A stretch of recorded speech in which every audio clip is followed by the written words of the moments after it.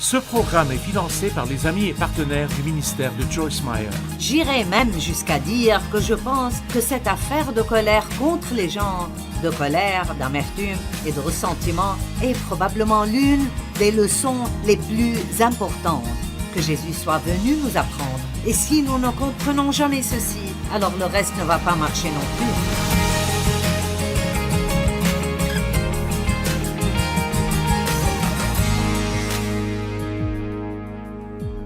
Si vous voulez augmenter la puissance dans votre vie, commencez juste à vivre sans colère et offense et voyez ce que Dieu fera pour vous. Vous savez pourquoi il vous honorera? Parce qu'il sait que c'est difficile. Mais si vous attendez qu'il soit votre défenseur, les gens ne s'en tireront pas comme ça. Dieu s'en occupera toujours et vous récompensera, mais seulement si vous le faites à sa manière.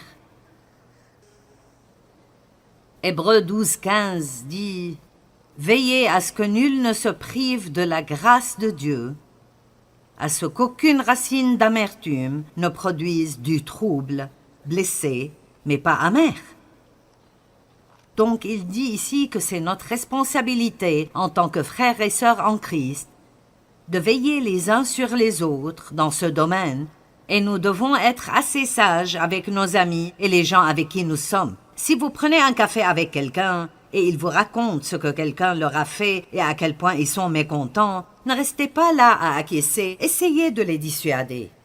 Essayez de les aider à comprendre que c'est une perte de temps, une perte du temps de Dieu, une perte de leur temps, et que cela ne résoudra en aucune manière leurs problèmes. Sinon, vous savez ce qui se passera? Ce qu'ils vous disent pénètre en vous. Et maintenant, tout à coup, vous n'aimez pas cette personne même si elle ne vous a rien fait. Tout d'abord, vous n'êtes même pas censé croire tout ce que vous entendez, sauf si ça vient de 2 ou 3 témoins fiables. Alors il faut cesser de croire au potin et de se fâcher contre les gens parce que quelqu'un a dit quelque chose que nous ne savons même pas être vrai. Amen. Allez, si nous étudions la Bible, vivons-la. Sinon, nous ne faisons que jouer à des jeux. À quoi sert-il de souligner dans votre Bible si nous n'allons pas l'appliquer? Nous faisons tous des erreurs et nous demandons constamment le pardon et puis nous nous relevons, mais nous devons être sérieux à ce sujet. Nous vivons dans des temps très graves et j'imagine que vous êtes assez sérieux, sinon vous ne seriez pas venus ici un vendredi soir avec les embouteillages. Certains d'entre vous viennent de loin, vous avez payé pour l'hôtel, vous reviendrez toute la journée demain et c'est difficile de monter l'une de ces choses. Nous avons amené 50 personnes avec nous, 7 semi-remorques complètement chargées et il nous faut toute une journée de préparation. C'est quelque chose de sérieux. Dieu va à l'extrême pour faire passer sa parole à son peuple. Ce n'est pas juste un événement.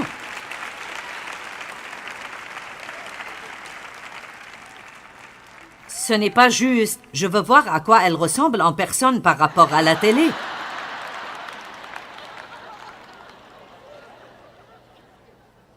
Prenez autant de photos que vous voulez. Vous n'avez pas besoin de venir ici juste pour faire ça. Mais s'il vous plaît, écoutez-moi ce week-end. Je crois que c'est une parole de Dieu pour votre vie et que cela peut changer la vie de certaines personnes si vous la saisissez. Pour certains d'entre vous, c'est un rendez-vous divin. Dieu vous a envoyé ici parce que vous avez désespérément besoin de cette parole. Et écoutez, si vous choisissez de pardonner à quelqu'un et vous ne ressentez pas de différence, ne laissez pas le diable vous faire croire que vous n'avez pas pardonné. Ce que vous ressentez n'a rien à voir avec ça. Si vous priez pour eux, vous ne dites pas de commérage, vous parlez bien d'eux et si un besoin survient que vous pouvez remplir, vous le remplissez. C'est là la force du pardon. Parce que les gens ont des sentiments positifs envers d'autres et ne font rien de tel. Hébreux 12:15, veillez à ce que nul ne se prive de la grâce de Dieu, à ce qu'aucune racine d'amertume ne produise du trouble et que plusieurs n'en soient infectés. N'essayez pas seulement de pardonner aux gens, Priez pour que Dieu vous aide à pardonner. Et n'attendez pas d'être en colère contre quelqu'un pour prier cette prière. Pourquoi ne pas prier ceci chaque jour? Dieu, dès que quelqu'un m'offense, accorde-moi la grâce de pardonner rapidement. Aide-moi à comprendre à quel point je vais mal et combien de fois tu me pardonnes. S'il te plaît, Dieu, aide-moi. Plus les sentiments durent, plus ils s'enracinent profondément et les racines amères produisent toujours des fruits amers. 2 Corinthiens 2:11 « Pardonnez pour ne pas laisser Satan prendre l'avantage sur vous. » C'est très clair. N'ouvrez pas les portes au diable en restant énervé. Étudier la nature du diable est vraiment bon pour nous tous de temps en temps, parce que quand on parle d'être sournois, je veux dire, les choses qu'il fait, et nous le laissons simplement les faire. Nous ne faisons pas attention à ce qui se passe. Priez que Dieu vous montre vous-même et qu'il vous montre la vérité. Puis accrochez-vous. Maintenant, j'aime cette écriture, Colossiens 3:19, car elle dit « Marie, aimez vos femmes d'un amour affectueux, sympathique et désintéressé, qui désire toujours le meilleur pour elles. » Les dames, aimez-vous ça? J'aime ceci. Et Marie, ne nourrissez pas d'aigreur ni de ressentiment contre votre femme à cause des responsabilités du mariage. Alors je me suis dit, maintenant, que veut donc dire cette écriture? Soyons clairs qu'il en est de même pour les femmes, bien qu'il parle des maris ici. Et je préfère parler de mari que de femme, puisque j'ai la plateforme. D'accord, peut-être que elle n'a pas répondu à toutes ces attentes. Vous savez, je ne pense pas que ce soit ce que les gens font qui nous rend contrariés autant que ce que nous attendons d'eux. Et souvent, nous avons des attentes irréalistes vis-à-vis des gens, comme je m'attends à ce que tu me gardes heureuse tout le temps. J'étais tellement en colère contre Dave parce qu'il ne me gardait pas heureuse. Il allait jouer au golf et je n'étais pas contente. Et Dieu a dit, « Pourquoi ne prends-tu pas la responsabilité de ta propre joie? Ce n'est pas le travail de Dave. »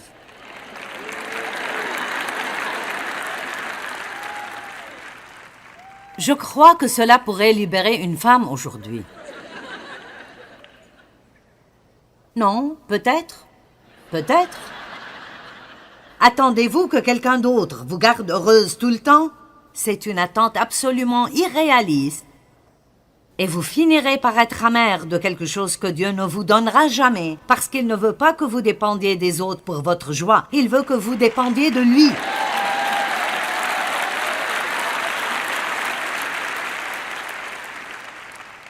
Il se sent piégé.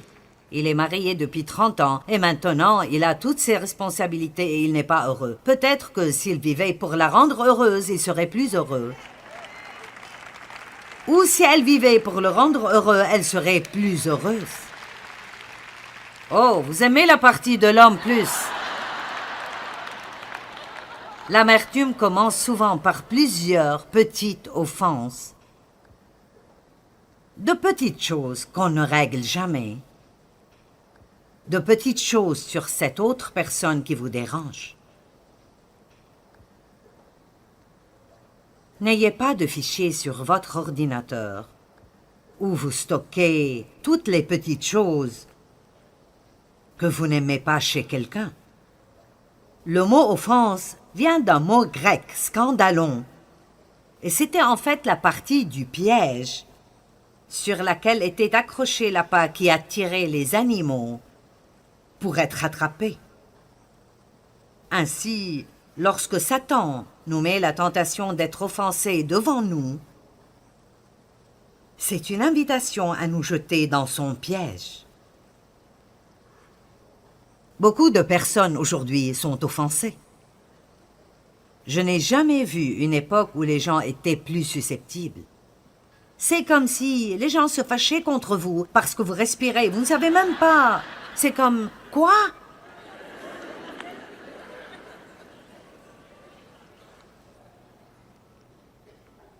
Paul a dit qu'il travaillait vraiment avec Dieu pour s'assurer que son cœur était sans offense envers Dieu et l'homme.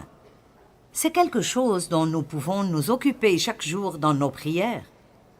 Mon Dieu, est-ce que je suis en colère contre quelqu'un? Montre-moi. Est-ce que je n'ai pas complètement pardonné à quelqu'un? Ai-je une offense dans mon cœur? Votre journée serait meilleure si vous vous occupiez de tout cela tôt le matin et vous en finissiez. Allez! Matthieu chapitre 24 est un chapitre de la Bible sur les signes de la fin des temps. Vous avez toutes ces guerres et ces rumeurs de guerre, de famine et de tremblements de terre et toutes ces choses différentes. Mais il y a quelques écritures, versets 10 et verset 12, auxquelles nous ne prêtons pas suffisamment attention. Le verset 10 dit « Dans les derniers jours, plusieurs seront offensés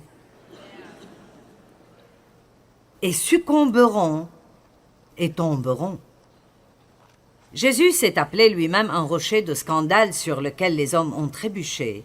Et cela signifiait que les gens pouvaient continuer et grandir dans leur marche avec Dieu, mais quand ils arrivaient à quelque chose qui était difficile à comprendre pour eux ou difficile à faire, et cela les offensait comme dans Jean 6 quand il a dit « Vos pères ont mangé la manne dans le désert et ils étaient enthousiasmés à cause des miracles.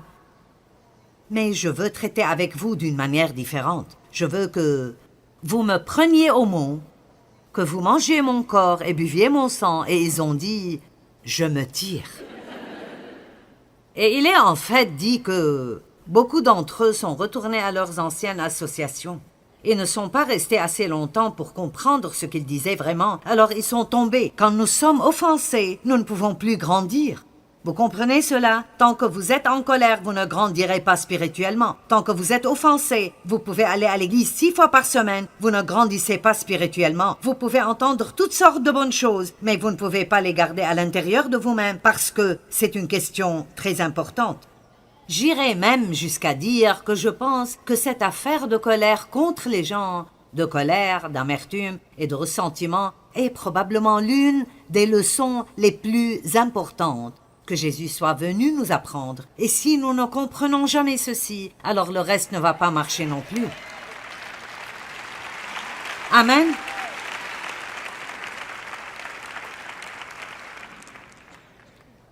Et le verset 12 dit « La charité du plus grand nombre se refroidira dans les derniers jours. » Et c'est ce que Satan veut. Il veut une forteresse d'amour froid. Il ne veut pas que nous nous aimions parce que notre pouvoir est là. Nous devons aimer les autres inconditionnellement et pour faire ça, nous devons être bons dans la miséricorde. Amen. Parfois nous disons « Bon, je te pardonnerai, mais je n'oublierai jamais. » Eh bien, voici une petite histoire. Un prêtre aux Philippines portait le fardeau d'un péché secret qu'il avait commis de nombreuses années auparavant. Il s'était repenti, mais il n'avait pas ressenti le pardon de Dieu. Dans son église se trouvait une femme qui disait avoir des visions dans lesquelles elle parlait avec Christ. Le prêtre était sceptique concernant cette femme, mais pour la tester, il a dit « La prochaine fois que tu parleras avec Christ, je veux que tu lui demandes quel péché ton prêtre avait commis quand il était au séminaire. » Et la femme a accepté de le faire. Quelques jours plus tard, le prêtre a demandé « Est-ce que le Christ t'a parlé ?» Elle lui a dit « Oui. »« Est-ce que tu lui as demandé quel péché j'avais commis quand j'étais au séminaire ?»« Oui, je l'ai fait. » Eh bien, qu'est-ce qu'il a dit? Elle a dit « Je ne me souviens pas. »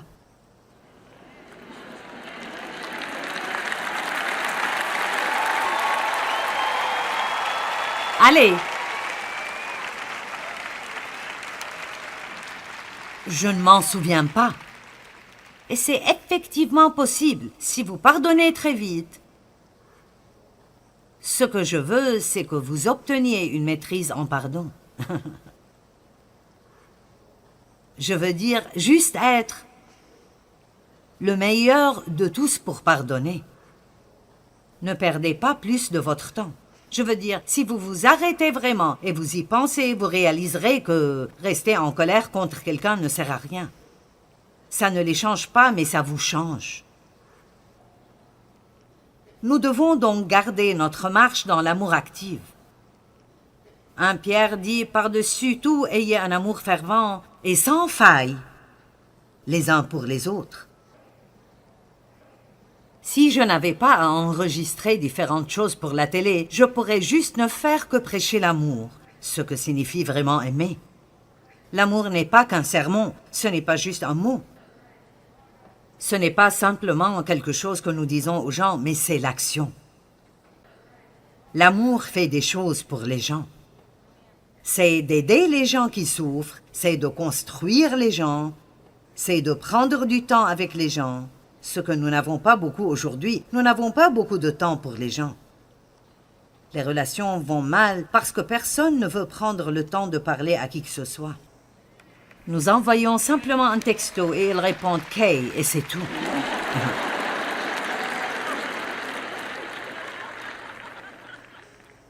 Vous ne recevrez probablement pas un texto de ma part, mais si je vous envoie un texto, ne me renvoyez pas de message qui dit « Kay ».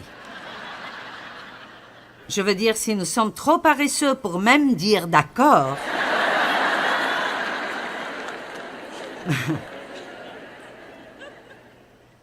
parfois, je dois demander « Qu'est-ce que cela signifie ?»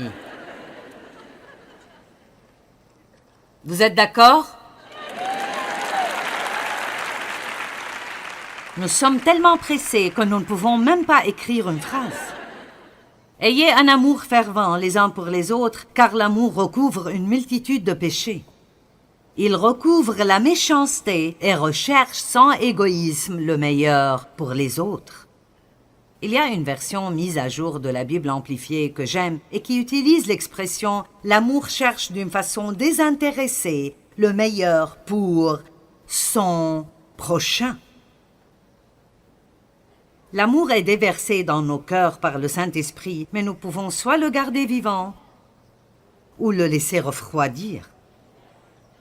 Et cela a été très important pour moi au cours des 12 ou 15 dernières années de ma vie, et je le partage souvent, et je n'ai pas l'intention de m'arrêter.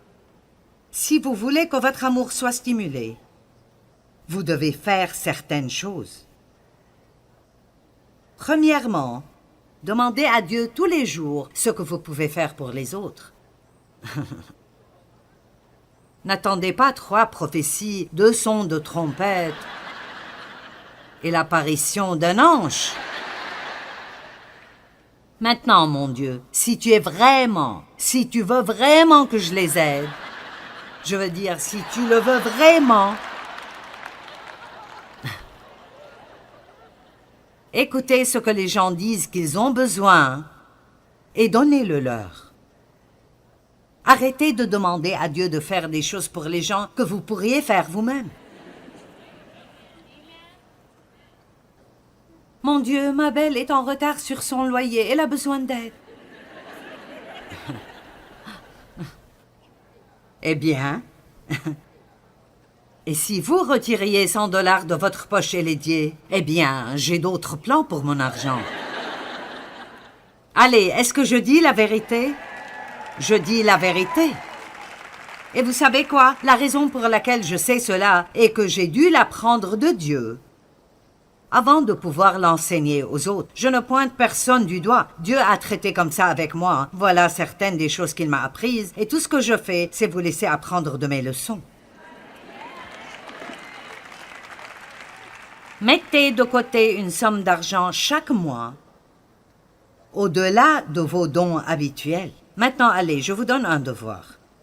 Mettez de côté une somme d'argent chaque mois au-delà de vos dons habituels et ce ne sera pas de l'argent pour lequel vous obtiendrez une réduction d'impôt. Vous savez, ce sera juste de l'argent pour bénir les gens. Ce sera peut-être quelqu'un de pauvre et ce ne le sera peut-être pas. Quelqu'un qui n'est pas pauvre a aussi besoin d'être béni. Je veux dire, la personne la plus riche que vous connaissez a peut-être besoin d'une bénédiction plus grande que quiconque. Car lorsque les gens ont beaucoup, les gens veulent habituellement toujours quelque chose d'eux et personne ne pense à leur donner.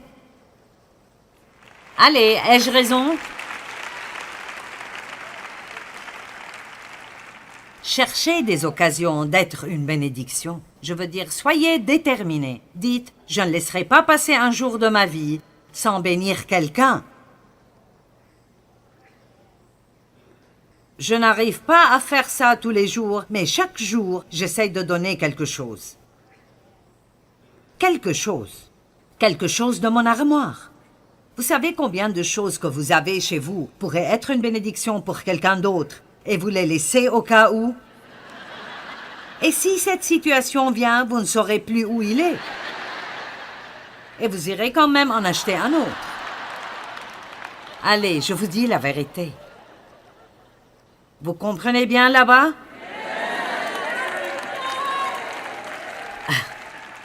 Galates 6:10 dit « Soyons une bénédiction pour tout le monde, surtout pour les frères en la foi. » Et voici ce que je dis si je pouvais résumer ceci. Au lieu d'être en colère, amer, offensé et énervé, même secrètement en colère, je t'aime de l'amour du Seigneur, mais chaque fois que je te vois, c'est... Allez, laissez-moi vous voir faire ça.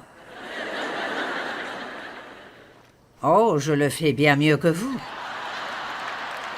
Vous savez, c'est un sentiment que nous avons, n'est-ce pas?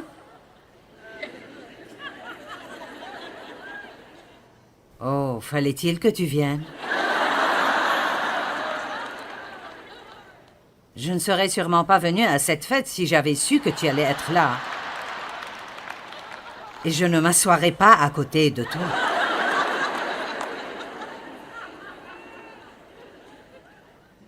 Je peux vous dire quelque chose. Votre petite visite le dimanche matin n'intéresse pas autant Dieu que la façon dont vous vivez le reste de votre vie, toute la semaine.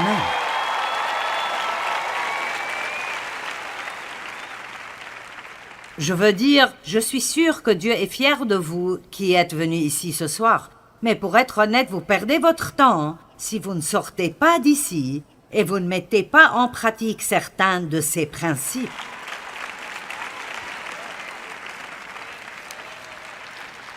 Je ne veux être en colère contre personne. La colère est fatigante. La Bible dit dans Proverbe 19:11, « L'homme qui a de la sagesse et du bon sens est lent à la colère, et il met sa gloire à oublier les offenses et à ne pas rechercher la vengeance et porter du ressentiment. » D'accord, vous savez ce que le mot gloire signifie? C'est sa gloire d'oublier les offenses. Cela signifie l'excellence manifestée de Dieu.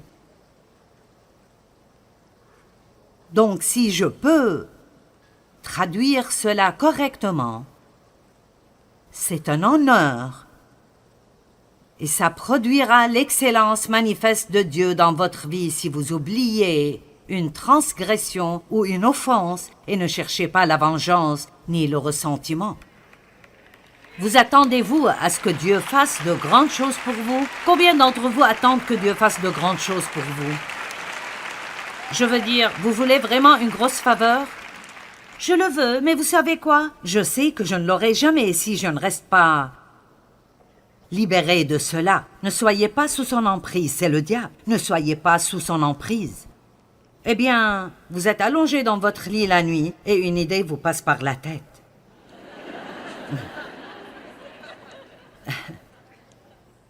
De temps en temps, je me retrouve juste, vous savez, la tête vide. Et tout à coup, je pense à quelque chose de spécifique que mon père m'a fait que je détestais. Et vous savez ce que je fais? Je dis non. Allez, ouvrez la bouche et répondez au diable. Dites simplement non. Je ne vais pas là-bas. C'était un endroit où vous viviez auparavant, mais vous n'y retournerez plus dorénavant. Amen. Combattez pour votre vie.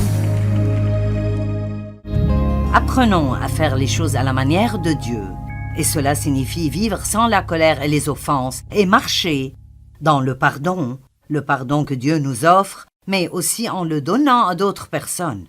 Quand nous faisons cela, si quelqu'un nous a fait du tort, Dieu nous justifiera.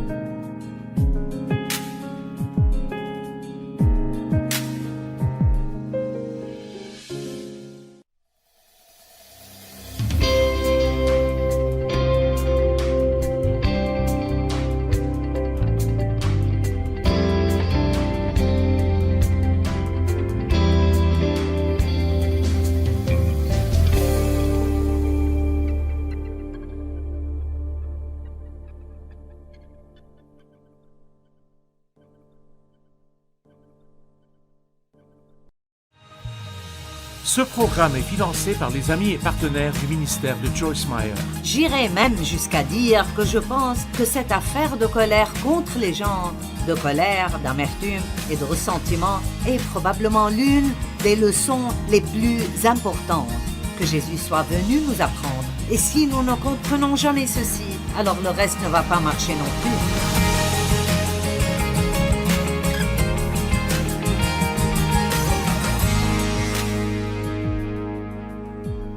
Si vous voulez augmenter la puissance dans votre vie, commencez juste à vivre sans colère et offense et voyez ce que Dieu fera pour vous.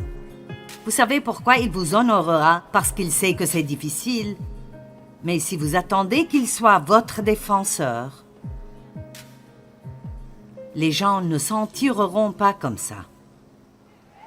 Dieu s'en occupera toujours et vous récompensera, mais seulement si vous le faites à sa manière.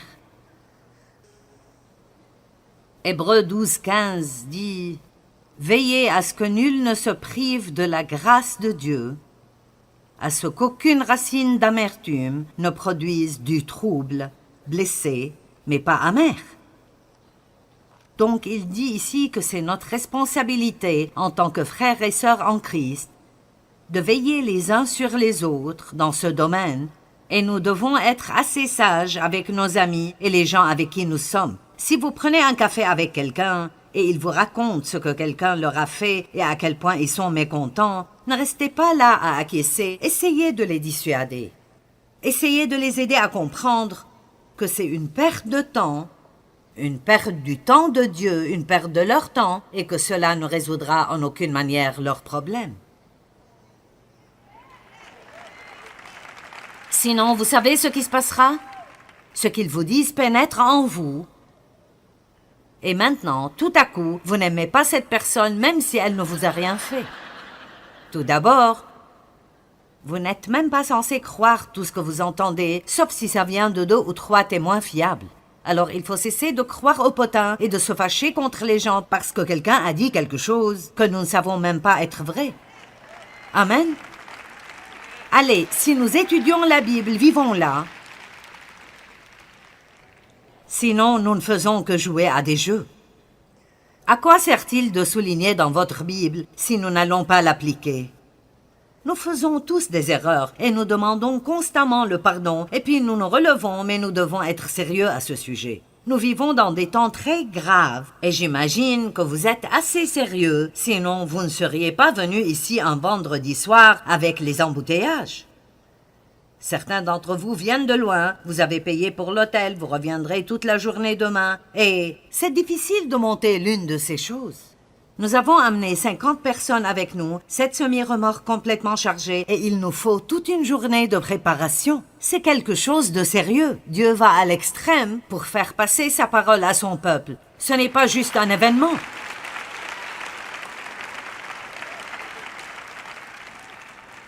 Ce n'est pas juste « je veux voir à quoi elle ressemble en personne par rapport à la télé ».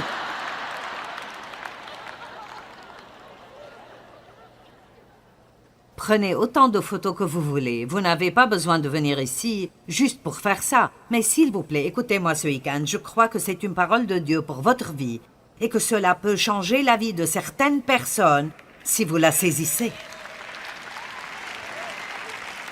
Pour certains d'entre vous, c'est un rendez-vous divin. Dieu vous a envoyé ici parce que vous avez désespérément besoin de cette parole. Et écoutez, si vous choisissez de pardonner à quelqu'un et vous ne ressentez pas de différence, ne laissez pas le diable vous faire croire que vous n'avez pas pardonné. Ce que vous ressentez n'a rien à voir avec ça. Si vous priez pour eux, vous ne dites pas de commérage, vous parlez bien d'eux et si un besoin survient que vous pouvez remplir, vous le remplissez. C'est là la force du pardon. Parce que les gens ont des sentiments positifs envers d'autres et ne font rien de tel. Hébreux 12:15, veillez à ce que nul ne se prive de la grâce de Dieu, à ce qu'aucune racine d'amertume ne produise du trouble et que plusieurs n'en soient infectés. N'essayez pas seulement de pardonner aux gens, Priez pour que Dieu vous aide à pardonner. Et n'attendez pas d'être en colère contre quelqu'un pour prier cette prière. Pourquoi ne pas prier ceci chaque jour? Dieu, dès que quelqu'un m'offense, accorde-moi la grâce de pardonner rapidement. Aide-moi à comprendre à quel point je vais mal et combien de fois tu me pardonnes. S'il te plaît, Dieu, aide-moi. Plus les sentiments durent, plus ils s'enracinent profondément et les racines amères produisent toujours des fruits amers. 2 Corinthiens 2:11, pardonnez pour ne pas laisser Satan prendre l'avantage sur vous. C'est très clair. N'ouvrez pas les portes au diable en restant énervé. Étudier la nature du diable est vraiment bon pour nous tous de temps en temps, parce que quand on parle d'être sournois, je veux dire, les choses qu'il fait, et nous le laissons simplement les faire. Nous ne faisons pas attention à ce qui se passe. Priez que Dieu vous montre vous-même et qu'il vous montre la vérité. Puis accrochez-vous. Maintenant, j'aime cette écriture, Colossiens 3:19, car elle dit « Marie, aimez vos femmes d'un amour affectueux, sympathique et désintéressé, qui désire toujours le meilleur pour elles. » Les dames, aimez-vous ça? J'aime ceci. Et Marie, ne nourrissez pas d'aigreur ni de ressentiment contre votre femme à cause des responsabilités du mariage. Alors je me suis dit, maintenant, que veut donc dire cette écriture? Soyons clairs qu'il en est de même pour les femmes, bien qu'il parle des maris ici. Et je préfère parler de mari que de femme, puisque j'ai la plateforme. D'accord, peut-être que elle n'a pas répondu à toutes ces attentes. Vous savez, je ne pense pas que ce soit ce que les gens font qui nous rend contrariés autant que ce que nous attendons d'eux. Et souvent, nous avons des attentes irréalistes vis-à-vis des gens, comme je m'attends à ce que tu me gardes heureuse tout le temps. J'étais tellement en colère contre Dave parce qu'il ne me gardait pas heureuse. Il allait jouer au golf et je n'étais pas contente. Et Dieu a dit, « Pourquoi ne prends-tu pas la responsabilité de ta propre joie? Ce n'est pas le travail de Dave. »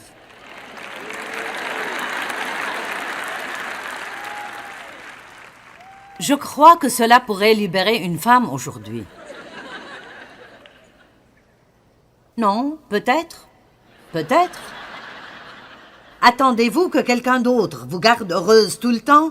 C'est une attente absolument irréaliste.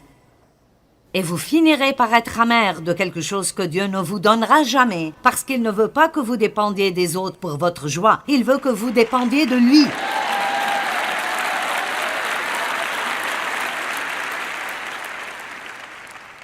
Il se sent piégé. Il est marié depuis 30 ans et maintenant il a toutes ses responsabilités et il n'est pas heureux. Peut-être que s'il vivait pour la rendre heureuse, il serait plus heureux. Ou si elle vivait pour le rendre heureux, elle serait plus heureuse. Oh, vous aimez la partie de l'homme plus. L'amertume commence souvent par plusieurs petites offenses. De petites choses qu'on ne règle jamais. De petites choses sur cette autre personne qui vous dérange. N'ayez pas de fichier sur votre ordinateur où vous stockez toutes les petites choses que vous n'aimez pas chez quelqu'un. Le mot offense vient d'un mot grec, scandalon, et c'était en fait la partie du piège sur laquelle était accroché l'appât qui attirait les animaux pour être attrapés. Ainsi, lorsque Satan nous met la tentation d'être offensés devant nous, c'est une invitation à nous jeter dans son piège. Beaucoup de personnes aujourd'hui sont offensées. Je n'ai jamais vu une époque où les gens étaient plus susceptibles. C'est comme si les gens se fâchaient contre vous parce que vous respirez. Vous ne savez même pas. C'est comme, quoi?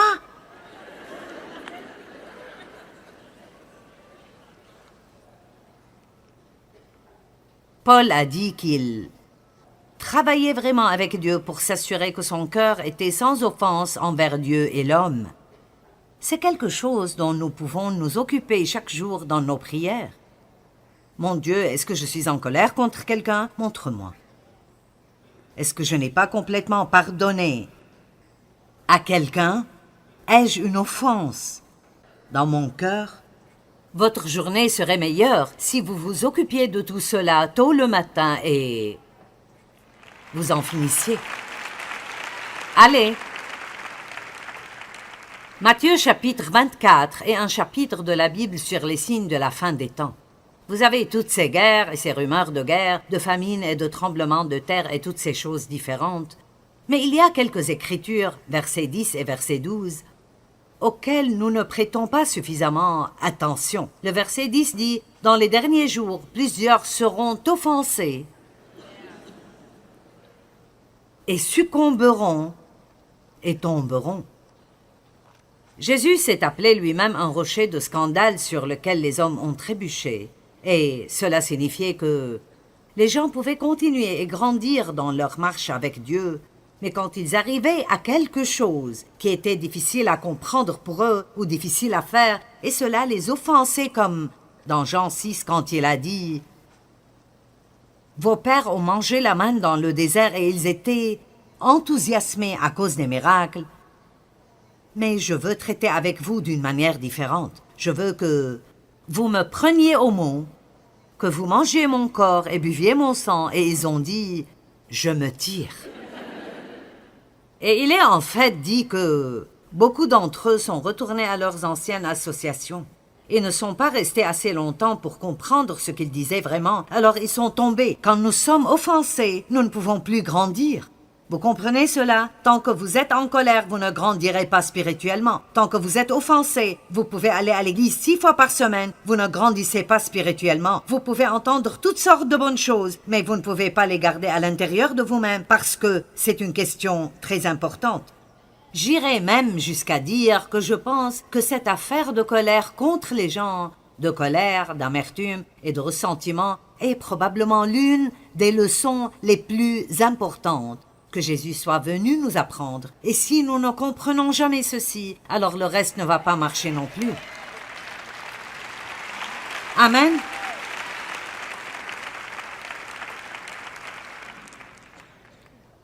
Et le verset 12 dit « La charité du plus grand nombre se refroidira dans les derniers jours. » Et c'est ce que Satan veut. Il veut une forteresse d'amour froid. Il ne veut pas que nous nous aimions parce que notre pouvoir est là. Nous devons aimer les autres inconditionnellement et pour faire ça, nous devons être bons dans la miséricorde. Amen. Parfois nous disons « Bon, je te pardonnerai, mais je n'oublierai jamais. » Eh bien, voici une petite histoire. Un prêtre aux Philippines portait le fardeau d'un péché secret qu'il avait commis de nombreuses années auparavant. Il s'était repenti, mais il n'avait pas ressenti le pardon de Dieu. Dans son église se trouvait une femme qui disait avoir des visions dans lesquelles elle parlait avec Christ. Le prêtre était sceptique concernant cette femme, mais pour la tester, il a dit « La prochaine fois que tu parleras avec Christ, je veux que tu lui demandes quel péché ton prêtre avait commis quand il était au séminaire. » Et la femme a accepté de le faire. Quelques jours plus tard, le prêtre a demandé « Est-ce que le Christ t'a parlé ?» Elle lui a dit « Oui. »« Est-ce que tu lui as demandé quel péché j'avais commis quand j'étais au séminaire ?»« Oui, je l'ai fait. » Eh bien, qu'est-ce qu'il a dit? Elle a dit « Je ne me souviens pas. »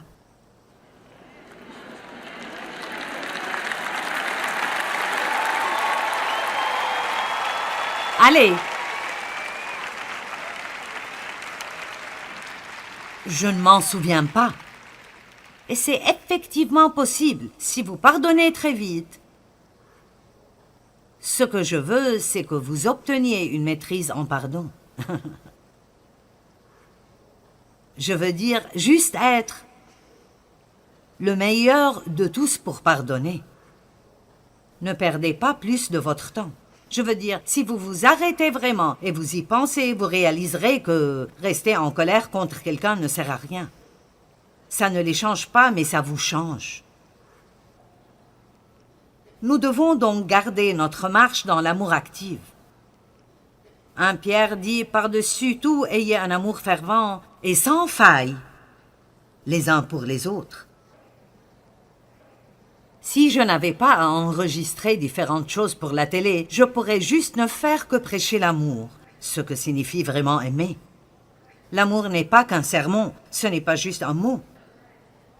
Ce n'est pas simplement quelque chose que nous disons aux gens, mais c'est l'action. L'amour fait des choses pour les gens. C'est d'aider les gens qui souffrent, c'est de construire les gens, c'est de prendre du temps avec les gens. Ce que nous n'avons pas beaucoup aujourd'hui, nous n'avons pas beaucoup de temps pour les gens. Les relations vont mal parce que personne ne veut prendre le temps de parler à qui que ce soit.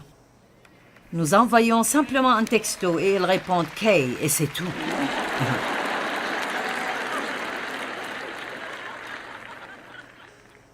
Vous ne recevrez probablement pas un texto de ma part, mais si je vous envoie un texto, ne me renvoyez pas de message qui dit « Kay ».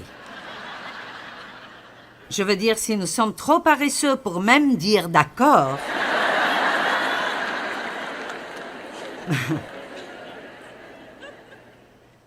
parfois, je dois demander « Qu'est-ce que cela signifie ?» Vous êtes d'accord? Nous sommes tellement pressés que nous ne pouvons même pas écrire une phrase. Ayez un amour fervent les uns pour les autres, car l'amour recouvre une multitude de péchés. Il recouvre la méchanceté et recherche sans égoïsme le meilleur pour les autres. Il y a une version mise à jour de la Bible amplifiée que j'aime et qui utilise l'expression « l'amour cherche d'une façon désintéressée le meilleur pour son prochain ». L'amour est déversé dans nos cœurs par le Saint-Esprit, mais nous pouvons soit le garder vivant ou le laisser refroidir. Et cela a été très important pour moi au cours des 12 ou 15 dernières années de ma vie, et je le partage souvent, et je n'ai pas l'intention de m'arrêter.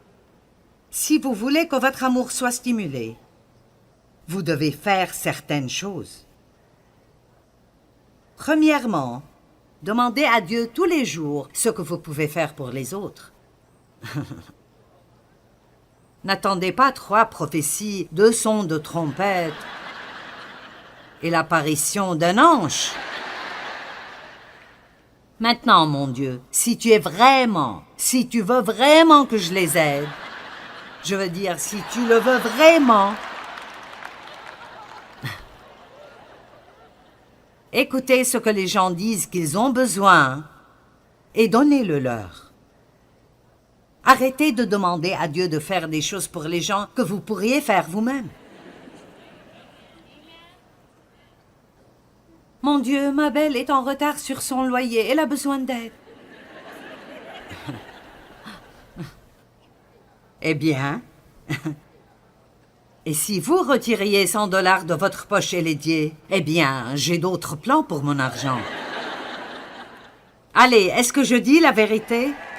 Je dis la vérité. Et vous savez quoi? La raison pour laquelle je sais cela est que j'ai dû l'apprendre de Dieu avant de pouvoir l'enseigner aux autres. Je ne pointe personne du doigt. Dieu a traité comme ça avec moi. Voilà certaines des choses qu'il m'a apprises. Et tout ce que je fais, c'est vous laisser apprendre de mes leçons. Mettez de côté une somme d'argent chaque mois, au-delà de vos dons habituels. Maintenant, allez, je vous donne un devoir. Mettez de côté une somme d'argent chaque mois au-delà de vos dons habituels et ce ne sera pas de l'argent pour lequel vous obtiendrez une réduction d'impôt. Vous savez, ce sera juste de l'argent pour bénir les gens. Ce sera peut-être quelqu'un de pauvre et ce ne le sera peut-être pas. Quelqu'un qui n'est pas pauvre a aussi besoin d'être béni. Je veux dire, la personne la plus riche que vous connaissez a peut-être besoin d'une bénédiction plus grande que quiconque. Car lorsque les gens ont beaucoup, les gens veulent habituellement toujours quelque chose d'eux et personne ne pense à leur donner. Allez, ai-je raison? Cherchez des occasions d'être une bénédiction. Je veux dire, soyez déterminés. Dites, je ne laisserai pas passer un jour de ma vie sans bénir quelqu'un. Je n'arrive pas à faire ça tous les jours, mais chaque jour, j'essaye de donner quelque chose. Quelque chose. Quelque chose de mon armoire. Vous savez combien de choses que vous avez chez vous pourraient être une bénédiction pour quelqu'un d'autre et vous les laissez au cas où? Et si cette situation vient, vous ne saurez plus où il est. Et vous irez quand même en acheter un autre. Allez, je vous dis la vérité. Vous comprenez bien là-bas?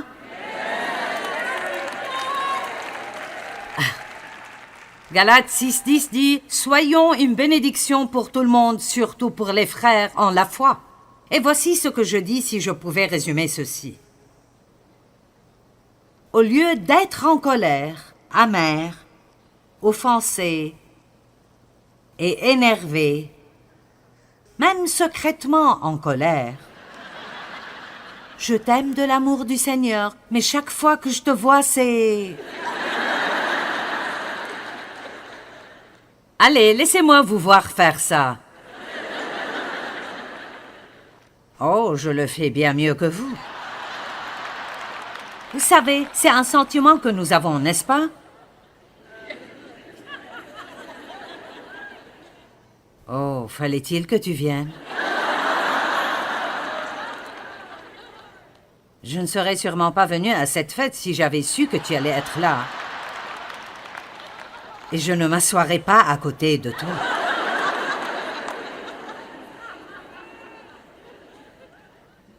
Je peux vous dire quelque chose? Votre petite visite le dimanche matin n'intéresse pas autant Dieu que la façon dont vous vivez le reste de votre vie toute la semaine.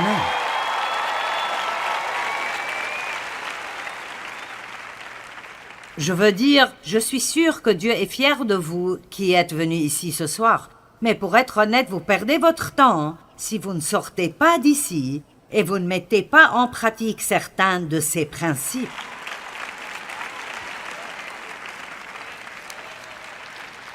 Je ne veux être en colère contre personne. La colère est fatigante.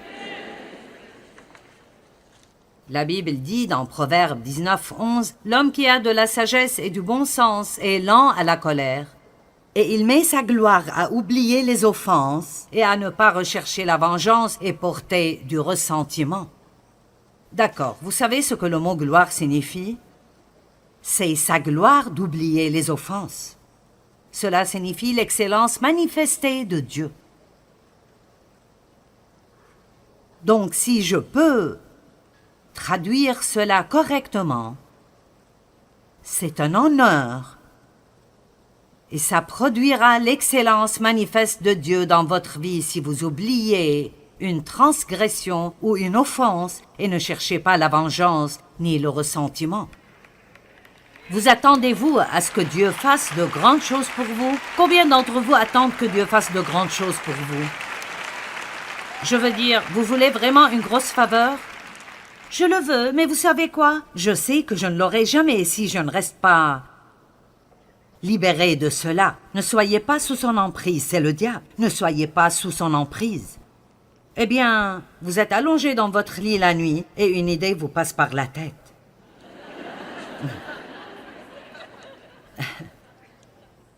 De temps en temps, je me retrouve juste, vous savez, la tête vide. Et tout à coup, je pense à quelque chose de spécifique que mon père m'a fait que je détestais. Et vous savez ce que je fais? Je dis non. Allez, ouvrez la bouche et répondez au diable. Dites simplement non. Je ne vais pas là-bas. C'était un endroit où vous viviez auparavant, mais vous n'y retournerez plus dorénavant. Amen. Combattez pour votre vie. Apprenons à faire les choses à la manière de Dieu, et cela signifie vivre sans la colère et les offenses, et marcher dans le pardon que Dieu nous offre, mais aussi en le donnant à d'autres personnes. Quand nous faisons cela, si quelqu'un nous a fait du tort, Dieu nous justifiera.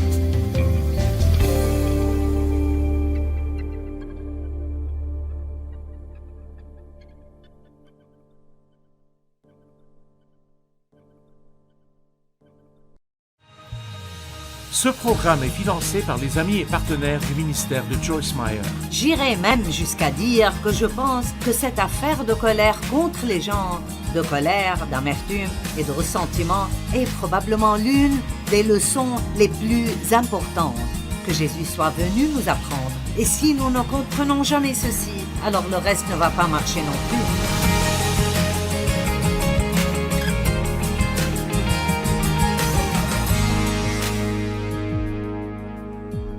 Si vous voulez augmenter la puissance dans votre vie, commencez juste à vivre sans colère et offense et voyez ce que Dieu fera pour vous.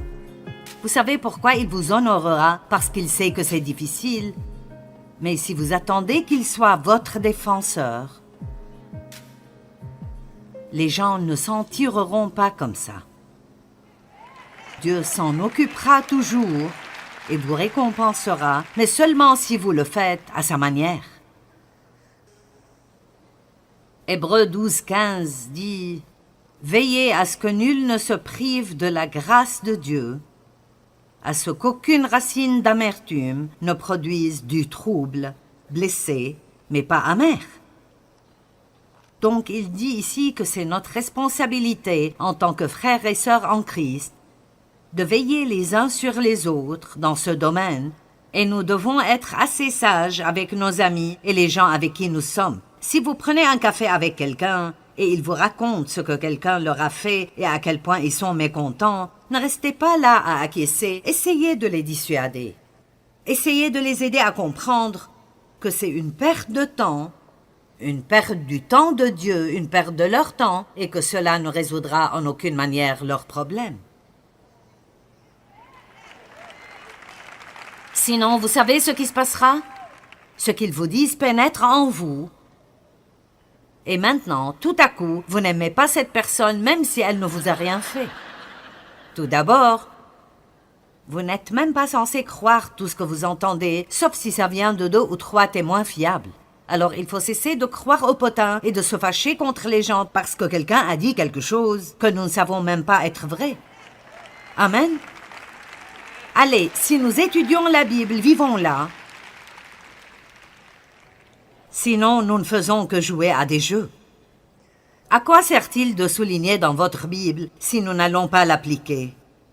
Nous faisons tous des erreurs et nous demandons constamment le pardon et puis nous nous relevons, mais nous devons être sérieux à ce sujet. Nous vivons dans des temps très graves et j'imagine que vous êtes assez sérieux, sinon vous ne seriez pas venus ici un vendredi soir avec les embouteillages. Certains d'entre vous viennent de loin, vous avez payé pour l'hôtel, vous reviendrez toute la journée demain et c'est difficile de monter l'une de ces choses. Nous avons amené 50 personnes avec nous, 7 semi-remorques complètement chargées et il nous faut toute une journée de préparation. C'est quelque chose de sérieux. Dieu va à l'extrême pour faire passer sa parole à son peuple. Ce n'est pas juste un événement.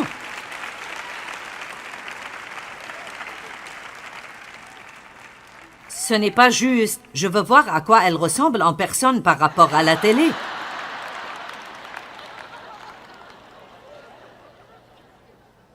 Prenez autant de photos que vous voulez. Vous n'avez pas besoin de venir ici juste pour faire ça. Mais s'il vous plaît, écoutez-moi ce week-end. Je crois que c'est une parole de Dieu pour votre vie et que cela peut changer la vie de certaines personnes si vous la saisissez.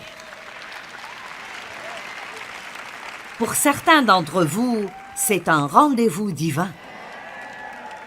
Dieu vous a envoyé ici parce que vous avez désespérément besoin de cette parole. Et écoutez, si vous choisissez de pardonner à quelqu'un et vous ne ressentez pas de différence, ne laissez pas le diable vous faire croire que vous n'avez pas pardonné. Ce que vous ressentez n'a rien à voir avec ça. Si vous priez pour eux, vous ne dites pas de commérage, vous parlez bien d'eux et si un besoin survient que vous pouvez remplir, vous le remplissez. C'est là la force du pardon. Parce que les gens ont des sentiments positifs envers d'autres et ne font rien de tel. Hébreux 12:15, veillez à ce que nul ne se prive de la grâce de Dieu, à ce qu'aucune racine d'amertume ne produise du trouble et que plusieurs n'en soient infectés. N'essayez pas seulement de pardonner aux gens. priez pour que Dieu vous aide à pardonner. Et n'attendez pas d'être en colère contre quelqu'un pour prier cette prière. Pourquoi ne pas prier ceci chaque jour? Dieu, dès que quelqu'un m'offense, accorde-moi la grâce de pardonner rapidement. Aide-moi à comprendre à quel point je vais mal et combien de fois tu me pardonnes. S'il te plaît, Dieu, aide-moi. Plus les sentiments durent, plus ils s'enracinent profondément et les racines amères produisent toujours des fruits amers. 2 Corinthiens 2:11 Pardonnez pour ne pas laisser Satan prendre l'avantage sur vous. C'est très clair. N'ouvrez pas les portes au diable en restant énervé. Étudier la nature du diable est vraiment bon pour nous tous de temps en temps, parce que quand on parle d'être sournois, je veux dire, les choses qu'il fait, et nous le laissons simplement les faire. Nous ne faisons pas attention à ce qui se passe. Priez que Dieu vous montre vous-même et qu'il vous montre la vérité. Puis accrochez-vous. Maintenant, j'aime cette écriture, Colossiens 3:19, car elle dit « Marie, aimez vos femmes d'un amour affectueux, sympathique et désintéressé, qui désire toujours le meilleur pour elles. » Les dames, aimez-vous ça? J'aime ceci. Et Marie, ne nourrissez pas d'aigreur ni de ressentiment contre votre femme à cause des responsabilités du mariage. Alors je me suis dit, maintenant, que veut donc dire cette écriture? Soyons clairs qu'il en est de même pour les femmes, bien qu'il parle des maris ici. Et je préfère parler de mari que de femme, puisque j'ai la plateforme. D'accord, peut-être que elle n'a pas répondu à toutes ces attentes. Vous savez, je ne pense pas que ce soit ce que les gens font qui nous rend contrariés autant que ce que nous attendons d'eux. Et souvent, nous avons des attentes irréalistes vis-à-vis des gens, comme je m'attends à ce que tu me gardes heureuse tout le temps. J'étais tellement en colère contre Dave parce qu'il ne me gardait pas heureuse. Il allait jouer au golf et je n'étais pas contente. Et Dieu a dit, « Pourquoi ne prends-tu pas la responsabilité de ta propre joie? Ce n'est pas le travail de Dave. »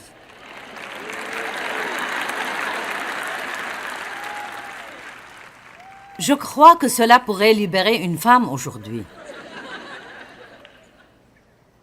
Non, peut-être. Peut-être. Attendez-vous que quelqu'un d'autre vous garde heureuse tout le temps? C'est une attente absolument irréaliste. Et vous finirez par être amer de quelque chose que Dieu ne vous donnera jamais, parce qu'il ne veut pas que vous dépendiez des autres pour votre joie. Il veut que vous dépendiez de lui.